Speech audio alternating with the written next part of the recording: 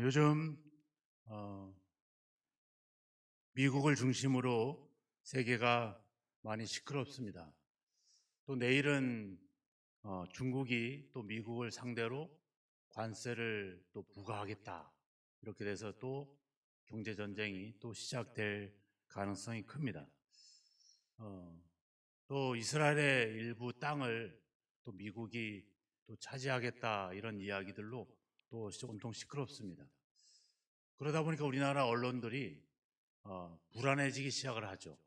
왜냐하면 대한민국의 지금 현재 지도자가 부재인 상황이기 때문에 빨리 미국과 연락을 해서 전화도 하고 서로 소통을 해야 될 텐데 뒤로 밀리는 것 같아서 막 걱정들을 합니다. 일본은 미국한테 손을 벌리고 수천조에 달하는 그런 약속들, 그런 이야기들을 서로 하고 있죠. 되게 불안해하는 그런 지경이 우리나라 지금 현재 상황입니다. 근데 우리가 생각해 보면 어떤 나라 또 어떤 특별한 어떤 지도자 그런 사람들로 인해서 세계가 시끄럽고 세계가 흘러가는 것 같지만 돌아보면 우리는 전쟁도 치렀고 또 나라를 잃어버렸던 역사도 경험했고 또 여러분들이 개인적으로는 여러 가지 역경이나 여러 가지 삶의 많은 어려움들을 다 겪었습니다. 그런데 어때요? 여전히 우리는 살아가고 있습니다. 죽을 것 같았는데, 다 망한 것 같았는데, 역사는 또 그렇게 흘러갑니다. 그리고 어느 시점이 되면 그 엄청났던 사건들은 잊혀져 가게 되는 것이죠. 중요한 거는 세계에서 또 우리나라에서 우리 주변에서 어떤 일이 일어나느냐가 아니라 우리가 그런 상황 속에서 어떤 마음으로 어떤 생각으로 살아갈 것이냐 이것이 우리가 가져야 될 중요한 초점인 것 같습니다. 세상은 하나님이 창조하셨습니다. 그리고 하나님이 세상을 버려둔 것이 아니라 하나님이 보이지 않는 손길로 이 역사와 세상을 계속 움직여 가고 있죠. 그래서 우리가 읽은 로마서 12장 1절 바로 앞에 11장 마지막 절에 보면 만물이 주에게서 나오고 주로 말미암고 주에게로 돌아간다. 저 어때요? 하나님의 영향력 속에 세상은 계속 돌아가고 있는 것입니다. 근데 더 놀라운 거는 우리들은 특별히 그리스도인들은 예수 믿는 저와 여러분들은 그 하나님의 주권 특별히 그 속에서도 하나님의 은혜의 영향을 받고 있다는 거죠. 하나님의 특별한 보호하심 속에 우리가 살아가고 있다라고 하는 것입니다. 우리는 아까도 얘기했지만 죄인이었잖아요. 그죠? 죄인이었는데 예수님을 통해서 우리가 그 역사의 주관자이신 그 하나님과 화목하게 되었고 화평을 이루었고 그분이 우리의 아버지가 됐다는 거죠. 그러니까 우리는 얼마나 특별한 은혜 속에 살아가고 있는지를 다시 한번 생각해 볼 수가 있습니다.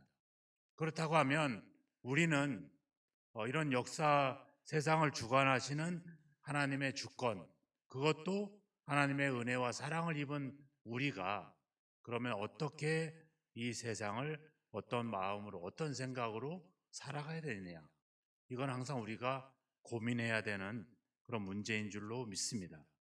우리를 향한 하나님의 사랑과 은혜를 오늘 사도 바울은 뭐라고 말하고 있냐면 하나님의 모든 자비하심이다. 이렇게 표현을 하고 있습니다.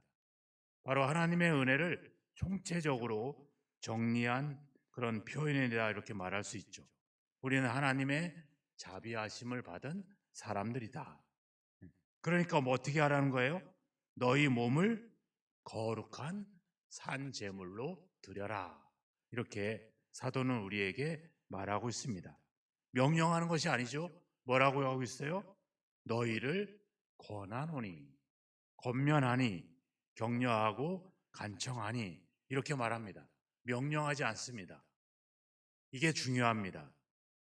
하나님의 은혜를 입은 사람들이 가져야 될 자세, 생각, 그 출발점은 뭐예요?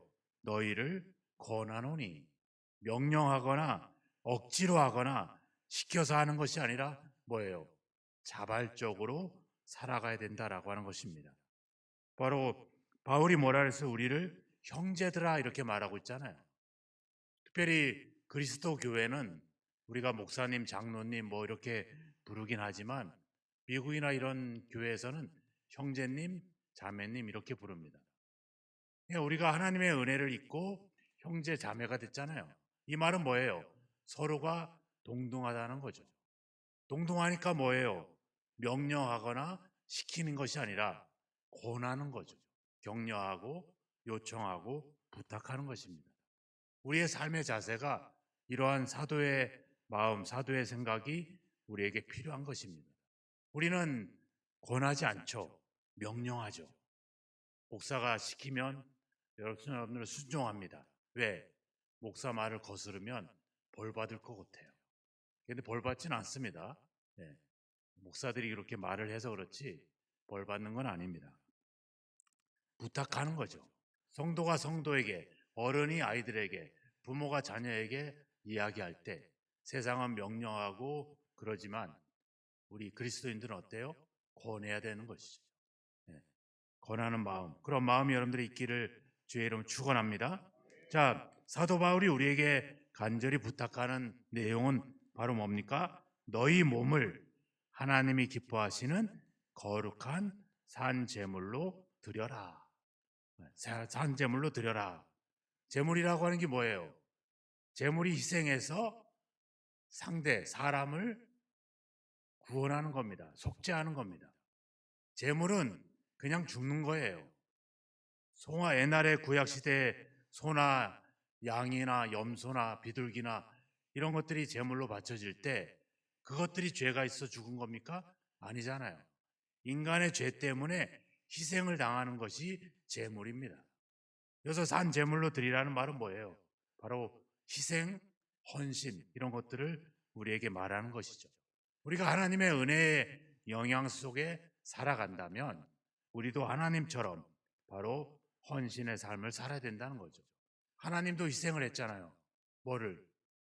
착하지도 선하지도 의롭지도 않은 죄인된 우리를 위해서 자기 아들을 내어주는 희생을 하셨죠.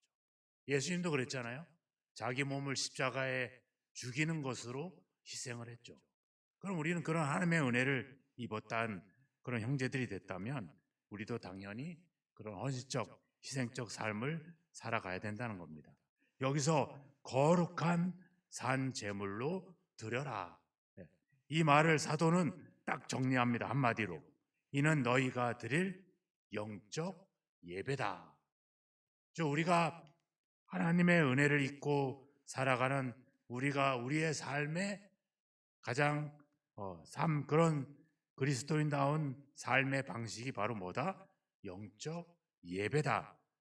헬라어는 로키켄, 합리적인, 이성적인 예배, 이성적인 삶, 그거를 사도는 우리의 삶을 빗대서 이야기를 하고 있습니다. 우리는 하나님으로부터 이성을 부여받았어요. 생각을 부여받았어요. 생각하는 존재가 됐어요. 하나님이 동산 중앙에 생명나무를 심겨놓고 그리고 선악을 알게 하는 나무를 심어놓고 뭐라고 그랬어요? 이 나무의 열매를 따먹지 말아라. 무슨 얘기예요? 생각하라는 거죠. 만약에 우리가 로봇처럼 그런 상태였다면 하나님이 그렇게 말하지 않을 겁니다. 하지만 우리가 선택할 수 있는, 생각할 수 있는, 옳고 그름을 판단할 수 있는 그 이성을 우리에게 생각을 주셨다는 거죠. 영적 예배는 다른 말로는 이성적인 예배, 합리적인 예배, 좀 더 구체적으로는 합리적인 삶입니다. 우리가 하나님의 은혜를 입었으니까 은혜를 입은 사람으로서 그 사람답게 살아가는 것, 이것이 합리적이라는 거죠. 이게 이성적이라고 하는 겁니다. 배운 사람은 배우지 못한 사람보다 배운 사람답게 살아가는 것, 이게 합리적인 삶이라고 하는 거죠. 목사님은 목사다운 삶을 살아가는 것이 합당한 삶이라고 하는 겁니다. 그런데 하나님의 은혜를 입은 사람이 자기의 위치를, 신분을 망각하고 세상에 물들어 산다면 어떨까요? 이거는 합리적이지 않죠. 이거는 비이성적인 삶이다, 이렇게 이야기를 하는 것입니다. 그래서 베드로전서 2장 5절에 가보면 너희도 예수 그리스도로 말미암아 하나님이 기쁘게 받으실 신령한 제사를 드릴 거룩한 제사장이 될지니라, 이렇게 말합니다. 무슨 말이에요? 제사장으로 살아가라는 거죠. 제사장답게 살아가라는 것입니다.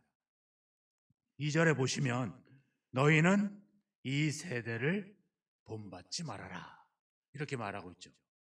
우리가 드릴 영적 예배, 하나님의 은혜를 입은 그리스도인의 삶의 방식은 이 세대를 본받지 않는 겁니다.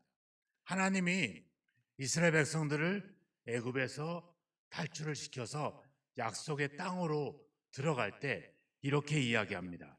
레위기 18장에 가보면 너희는 너희가 거주하던 애굽 땅의 풍속을 따르지 말며 내가 너희를 인도할 가나안 땅의 풍속과 규례도 행하지 말고 너희는 내 법도를 따르며 내 규례를 지켜 그대로 행해라. 애굽에서 나왔으니까 이전에 애굽에서 행했던 풍속, 세대를 따르지 마라. 이제 가나안에 들어갈지라도 가나안 족속의 풍속과 세대를 따르지 말고 오직 하나님의 법도와 하나님의 규례를 지켜 행하라. 이렇게 출애굽한 이스라엘 백성들에게 하나님이 이야기하신 겁니다. 죄인으로 있었던 우리들에게 하나님은 바울을 통해서 우리에게 이야기합니다. 이 세대를 본받지 마라. 이 세대의 풍속을 따르지 마라. 이 세대의 삶과 방식과 가치관을 따르지 마라. 이렇게 말하고 있는 거죠. 이 세대가 어떤 세대입니까? 뭐 좀 더 나아진 것 같고 잘 먹고 잘 사는 것 같지만 노아의 시대와 다를 바가 없습니다. 부패하고 불의하고 부패가 판을 치는 그런 세상으로 변화되고 있어요. 갈라디아서 1장 4절에 가보면 그리스도께서 이 악한 세대에서 우리를 건지시려고 자기 몸을 주셨다. 우리는 이 악한 세대에서 건짐을 받은 사람들입니다. 그런데 여전히 이 세대의 방식, 이 세대의 흐름과 유행과 풍속을 따라간다면 그건 하나님의 은혜 받은 자의 삶이 아니다, 이렇게 말하고 있는 거죠. 본받지 말라. 이 히스케 마티조라고 하는 헬라 말은 순응하지 말라는 거예요. 그런 세상의 풍속과 세상의 흐름에 자신을 순응시키지 마라. 세상의 영향력에 그 아래 있지 말아라. 하나님 없는 자들처럼 그렇게 살아가지 말아라. 그리고 너희들은 뭐래라? 변화되라. 이렇게 사도는 우리에게 이야기를 하고 있습니다. 변화되라. 그리고 2절에 이야기하죠. 변화를 받아 하나님의 선하시고 기뻐하시고 온전한 뜻이 무엇인지 분별해라. 분별하라는 말이 뭐냐면 조사해라, 검증해라, 그리고 시험해라, 증명해라, 이런 얘기예요. 시험하고 증명해서 무엇이 옳은지를 가려내라. 왜? 우리에게 생각이라고 하는 걸 주셨잖아요. 이성이라고 하는 걸 주셨잖아요. 그러니까 옳고 그름을 분별해서 이 세대를 순응하지 말고 하나님의 뜻을 따라 살아가라, 이렇게 이야기하고 있는 것이죠. 오늘 세상은, 특별히 대한민국은 유튜버나 이런 것들, 그들의 주장과 그들의 이야기에 빠져 있습니다. 내가 판단해서 내가 옳고 그름을 판단하는 것이 아니라 다른 사람이 판단해 놓은 걸 가지고 거기에 빠져서 자기 자신을 그 흐름에 맡기고 있어요. 우리는 각자 생각을 해야 됩니다. 각자 판단을 해야 됩니다. 요즘 세상이 딥시크 때문에 난리가 났죠. 예. 이미 챗GPT가 AI가 이미 유명해졌는데 그거보다 더 저렴하게 인공지능이 개발이 됐다는 거예요. 챗GPT는 오픈AI는 1,400억 이상 들여서 만든 결과물입니다. 그런데 얘는 딥시크는 80억으로 만들었다는 거예요. 오픈AI는 1,200명 이상의 고급 인력이 투입이 됐어요. 근데 딥시크는 130 몇 명으로 이걸 만들었다는 거예요. 얘는 반도체가 한 2,000개밖에 안 들어가는데 오픈AI는 10,000개 이상 들어갑니다. 그것도 아주 고급 반도체가 들어가고 아주 저렴한 걸로 이제 인공지능이 마음대로 이야기할 수 있는, 마음대로 답을 얻을 수 있는. 작년에 연세대학교에서 논술시험 문제가 일찍 배포가 됐어요. 어떤 학생이 그걸 사진을 찍어서 AI로 그 답을 얻은 거예요. 그래서 그 답을 썼다는 거예요. 다행히 이 학생은 탈락이 됐습니다. 그래서 작년 10월 달에 난리가 났죠. 논술 문제가 노출이 됐다. 근데 이제 그 한 학생만 처벌을 받고 이제 끝났죠. 자, 문제는 뭐예요? 생각하고 고민하는 게 아니라 쉽게 답을 얻을 수 있는 길이 열렸다는 거예요. 목사님들도 편해졌어요. 로마서 1장 12장 1절과 2절로 설교를 하나 만들어 달라. 이렇게 타자치면 AI가 지가 알아서 짱 설교를 만들어 줍니다. 아, 요거는 좀 잘못된 것 같은데? 그럼 수정해서 또 만들어 줘요. 아, 나는 여기에 이런 다른 예화가 필요해. 그럼 또 예화를 집어넣어서 설교를 새로 만들어 줍니다. 얼마나 편한 시대가 됐어요. 학생들은 논문을 쓰는데 그냥 명령만 내리면 논문이 한 편 만들어집니다. 내가 원하는 양만큼 다 만들어져요. 그러니까 이제는 그런 시대가 됐어요. 생각하며 살아가는 시대가 아니라 그냥 컴퓨터에다 맡기면 인간이 가지고 있는 이런 기능들, 인간이 가지는 지적인 능력, 생각하는 능력, 이런 것들이 AI가 다 해주는 거예요. 그러니까 우리가 옛날에 어디 길을 찾을 때 지도를 봤잖아요. 근데 내비게이션이 나와가지고 지도가 사라졌어요. 그냥 내비게이션만 틀면 돼. 근데 이제는 무슨 시대가 되는 거예요? AI 시대가 되면 자율주행이 되는 거예요. 나는 어디 가나 명령만 내리면 지가 알아서 가는 시대가 된 거예요. 얼마나 좋아요. 우리는 뭐만 누리면 돼? 행복과 재미만 누리면 돼요. 생각할 필요가 없어요. 근데 오늘 성경은 뭐라고 얘기했어요? 마음을 새롭게 해라. 이 새롭게 해라. 아나카이노시스. 이거는 혁신해라. 혁명해라 이런 뜻입니다. 그냥 잠깐 생각을 달리하라 이게 아니라 생각을 근본적으로 바꿔라. 왜?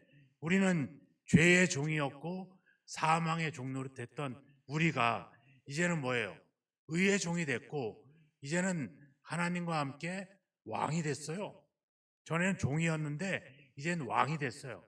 생각이 달라져야 되죠. 생각이 바뀌어져야 되죠. 바로 마음을 새롭게 하라는 것은 생각을 혁명해라, 혁신해라, 근본적으로 바꿔라 이렇게 이야기를 하는 것입니다. 오늘 그것이 성경이 우리에게 요청하고 있는 그리스도인의 삶입니다. 우리가 행동이 바꿔지려면 우리가 산재물이 되라고 했잖아요. 희생하고 헌신해야 됩니다. 뭐부터 바뀌어야 돼요? 우리의 생각부터 바뀌어야 됩니다. 그냥 내가 살아왔던 삶의 방식대로 하면 변화가 없어요. 완전히 생각을 바꿔야 됩니다. 근데 바뀌어져요? 안 바뀌어져요? 안 바뀌어지죠. 언제 바뀌어집니까? 죽을 때 바뀌어지죠. 그래서 우리는 죽어야 돼요. 내가 죽고 내 안에 있는 하나님의 영이 그분의 능력으로 나를 변화시키도록 우리는 그분께 맡기고 의지가 필요합니다. 그러니까 기도해야 되고 말씀을 봐야 되고 예배를 드려야 되는 이유는 거기에 있는 거예요. 그냥 주일이니까 와서 예배 드리고 예배 시간이니까 설교를 듣고 이게 아니라 내 생각을 바꾸기 위해서는 그런 외부적인 변화, 외부적인 능력이 우리에게 필요한 겁니다. 이어서 변화를 받아라. 이 말은 외형의 변화를 이야기하는 겁니다. 생각을 새롭게 해서 내 외형을 바꿔라. 내 생각을 혁신해서 내 삶을 바꿔라. 이게 바로 그리스도인들에게 요청하는 하나님의 사도를 통한 요구라고 하는 겁니다. 이 변화는 한 번이 아니에요. 이어서 변화라고 하는 이 말은 지속적으로 바꿔라. 한 번 바뀌어서 우리가 바뀌지 않잖아요. 한 번 생각한 걸로 내 삶이 바뀌지 않습니다. 계속 생각해야 돼요. 계속 기도해야 돼요. 계속 말씀을 봐야 돼요. 그래야지 내 생각이 바뀌고 내 삶이 바뀝니다. 그럴 때 바로 하나님의 역사가 일어나는 것이죠. 에베소 5장 10절에 주를 기쁘시게 할 것이 무엇인가 시험하여 보라. 너희는 열매 없는 어둠의 일에 참여하지 말고 도리어 책망해라. 하나님이 기뻐하시는 일이 뭔지 시험하라는 거예요. 아까도 얘기했잖아요. 분별해라. 같은 말입니다. 생각하고 조사하고 검증하고 증명하고 논리적으로 고민해서 하나님의 뜻이 무엇인지를 생각해라. 요즘 우리가 대한민국이 바로 그런 시대가 아니라고 했잖아요. 다른 사람들의 주장과 다른 사람들의 이야기에 그냥 휩쓸려가는 그런 시대가 됐습니다. 생각해서 이것이 옳고 그른지를 판단하지 않습니다. 생각하려고 하지 않아요. 귀찮습니다. 우리 아이들이 공부하려고 하지 않아요. 그냥 AI로 하면 다 풀어주고 다 해결해 주는데 뭘 고민을 하고 뭘 생각을 해. 우리가 성경 안 봐도 되잖아요. 그냥 유튜브 틀면 거기에 같은 성경으로 수많은 설교들이 널려져 있는데 뭘 생각하고 뭘 고민해. 그냥 핸드폰 들면 다 해결되는데 그런 시대가 됐어요. 근데 성경은 그렇게 말하지 않습니다. 생각을 새롭게 해서 변화해야 된다. 이것이 바로 하나님의 자비하심을 얻은 그리스도인의 영적 예배, 그리스도인의 삶이다. 이렇게 말하고 있습니다. 이 로마서 1장 12장 1절과 12절에 1600년 전에 그리스토스톰이라고 하는 교부라고 하는 분이 이 말씀에 대한 해석을 내놨습니다. 사도 바울의 사도 다음 세대였던 교부들이 이 사도의 권면을 받고 안디옥 교회에서 그리스토스톰이 바로 이 이야기를 했습니다. 바로 그 1600년 전에 했던 이야기를 같이 한번 읽어보도록 하겠습니다. 같이 읽습니다. 주를 위해 한 번 죽는 것은 어려운 일이지만 주를 위해 일생을 사는 것은 더 어려운 일이다. 그러나 우리는 더욱 적극적으로 우리의 몸을 하나님이 기뻐하시는 산 제사로 드려야 한다. 사도 바울의 로마서 12장 1절과 2절의 이야기를 바로 훈련받았던 교부시대 1600년 전에 그분도 우리에게 이야기합니다. 주를 위해서 죽는 것도 어렵지만 주를 위해서 평생을 사는 것은 더 어려운 일이다. 하지만 우린 더 그것을 고민하고 생각하면서 하나님이 기뻐하시는 삶이 무엇인가, 예배가 무엇인가 우리가 고민하고 생각하며 예배하는 예배자들이 되시기를 주의 이름으로 축원합니다. 우리는 세상에서 특별히 하나님의 은혜와 사랑으로 부름받은 자들입니다. 우리는 바로 그런 부름받은 세상으로 다시 돌아가서는 안 될 것입니다. 세상의 풍속과 세상의 주장과 세상의 이야기들에 그들의 휩싸이지 마시고 하나님의 은혜도 망각하지 마시고 세상의 자신을 물들이지 마시고 날마다 생각을 새롭게 하는 저의 여러분이 되길 주의 이름으로 축원합니다. 거기서 멈추지 말고 변화하시기 바랍니다. 오늘이 다르고 내일이 다르고 또 모레가 달라야 합니다. 권사님, 장로님, 목사님, 이번 주에 뵈니까 뭔가 달라진 것 같습니다. 또 다음 주에 만나니까 왜 이렇게 또 달라지셨어요? 우리는 계속 바뀌어야 됩니다. 우리의 말하는 거, 행동하는 거 모든 것이 바뀌어야 됩니다. 그러기 위해서 제일 먼저 우리의 생각을 새롭게 해야 됩니다. 다른 사람들의 이야기에, 세상 이야기에 귀 기울이지 마시고 하나님이 여러분들에게 판단력을 주시고 하나님이 여러분들에게 생각할 수 있는 지혜를 주셨으니까 그걸 가지고 고민하고 생각해서 과연 하나님의 뜻이 뭔지, 하나님의 뜻에 걸맞게 살아가는 것이 뭔지, 내가 하나님의 은혜를 받은 자로서 어떻게 살아가는 것이 하나님이 기뻐하시는 삶인지 생각하고 고민해서 하나님의 뜻을 바로 판단해서 하나님의 뜻대로 살아가시는, 그래서 하나님께서 기뻐하시는 삶을 살아가는 저와 여러분이 되기를 주님의 이름으로 축원합니다. 기도하겠습니다. 같이 기도합시다. 먼저 회개합시다. 우리가 하나님의 뜻이 아닌 세상의 흐름에 맡겨졌던 삶, 세상의 이야기에 기귀었던 그들의 풍소와 유행과 흐름에 맡겨졌던 내 삶을 용서하소서. 이제는 생각하겠습니다. 이제는 옳고 그름을 분별하겠습니다. 이제는 고민하겠습니다. 그래서 하나님의 뜻을 바로 알 수 있게 해달라고, 그리고 우리 안에 있는 하나님의 성령이 우리의 삶을 변화시켜 달라고, 우리의 생각을 날마다 새롭게 할 수 있게 해달라고 도우심을 구하는 기도로 하나님께 기도하겠습니다. 하나님 아버지 감사합니다. 세상의 흐름에 맡겼던 저의 삶을 회개합니다. 세상의 주장에 휩쓸렸던 저의 아버지 무분별한 생각들을 회개합니다. 하나님이 저에게 지혜를 주시고 또 판단할 수 있는 능력을 주셨음에도 불구하고 생각하기를 귀찮아했고 고민하기를 멀리했던 그런 것들을 회개합니다.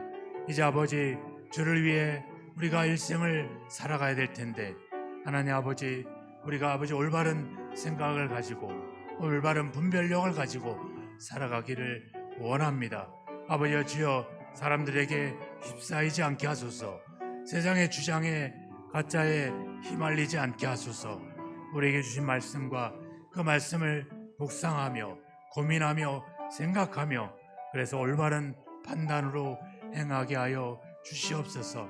주장하지 않게 하시고 명령하지 않게 하시고 아버지 고집하지 않게 하시고 권하며 격려하며 위로하며 아버지 존중할 수 있는 그 마음들이 우리 속에 있게 하여 주시옵소서.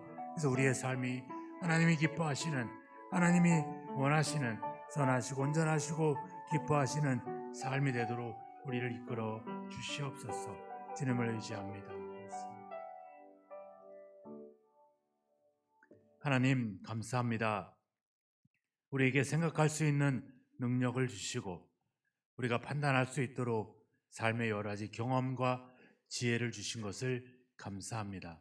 그럼에도 아버지 오늘날 우리의 그리스도인의 삶이 하나님의 뜻이 아닌 세상의 흐름에 맡겨지고 다른 사람들의 이야기에 휩쓸려 살아가는 그런 세태가 있음을 고백하며 우리도 그런 흐름 속에 아버지여 좌로 우로 아버지 주여 흔들리며 살아왔던 삶을 고백합니다. 이제 오늘 말씀을 따라 우리의 생각을 혁신하기를 원합니다. 우리의 생각을 새롭게 하기를 원합니다. 하나님이 선하시고 온전하시고 기뻐하시는 뜻이 무엇인지를 고민하고 묵상하고 생각하게 하셔서 올바른 길로 올바른 합리적인 삶을 살아가는 저희들이 되게 하여 주시옵소서. 하나님이 주신 그 능력을, 그 지혜를, 그 이성을 헛된 곳에 사용하지 않게 하시고 하나님의 뜻을 분별하여 하나님이 기뻐하시는 거룩한 산재물 영적 예배를 드리는 삶이 되도록 우리를 인도하시고 도와주옵소서. 하나님 우리가 날마다 생각을 새롭게 하게 하시고 변화되기를 원합니다. 우리 스스로 부족하오니 성령께서 우리를 도와주셔서 날마다 우리가 하나님의 뜻 가운데 새로워지고 변화되는 역사가 일어나게 하여 주옵소서. 믿사옵고 예수님의 이름으로 기도하옵나이다. 아멘.